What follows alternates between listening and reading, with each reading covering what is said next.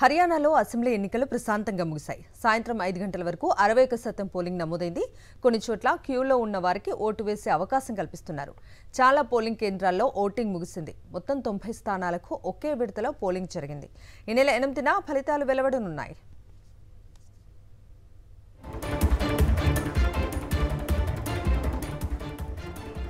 హర్యానా ఎన్నికల్లో పలువురు ప్రముఖులు ఓటు హక్కును వినియోగించుకున్నారు.